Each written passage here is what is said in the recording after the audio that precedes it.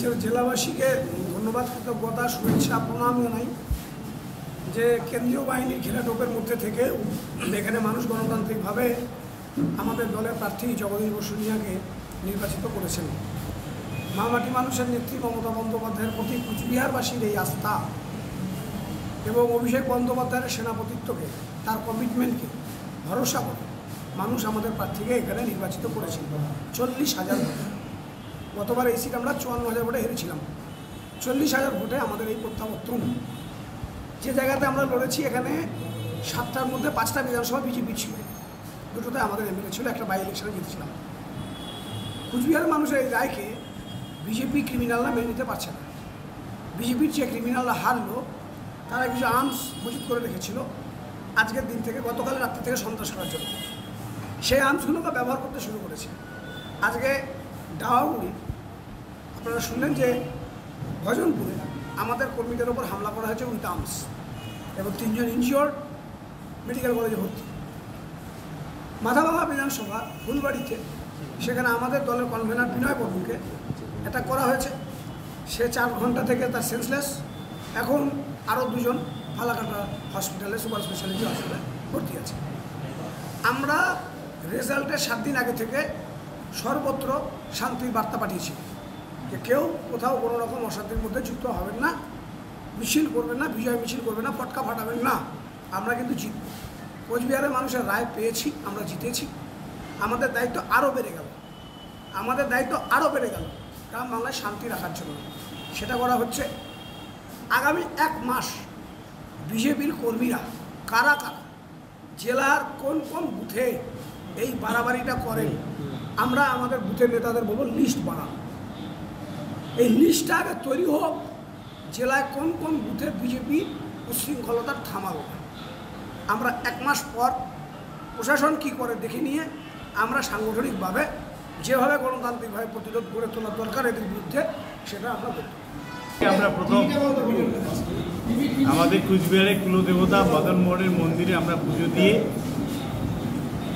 একটু আগে আমরা হসপিটালে গেলাম।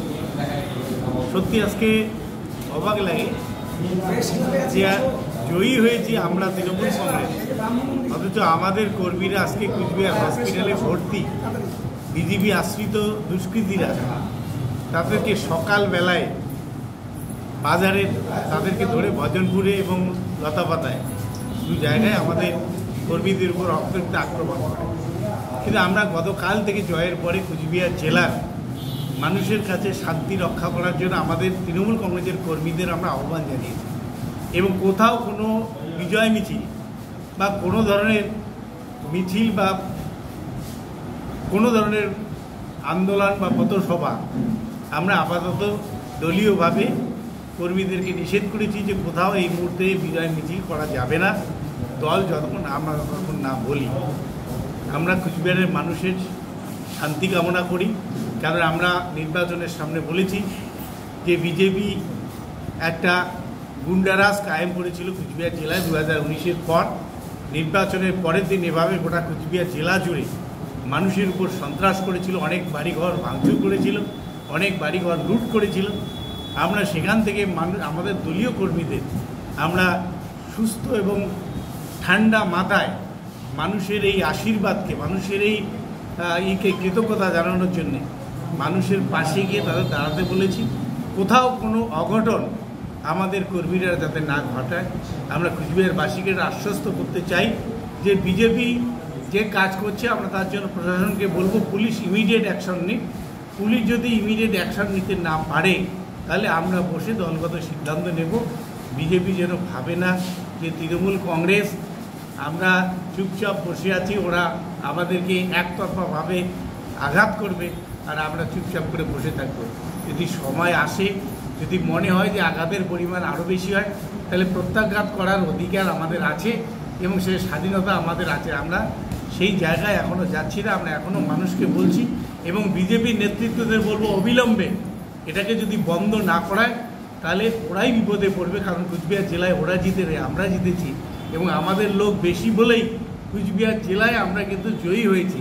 তাহলে সেই পরিণাম বিজেপিকে ভুগতে হবে, এটা যেন বিজেপি মনে রাখে। ইমিডিয়েট যদি বন্ধ না করে তাহলে বিজেপিকে এর পরিণাম ভুগতে হবে।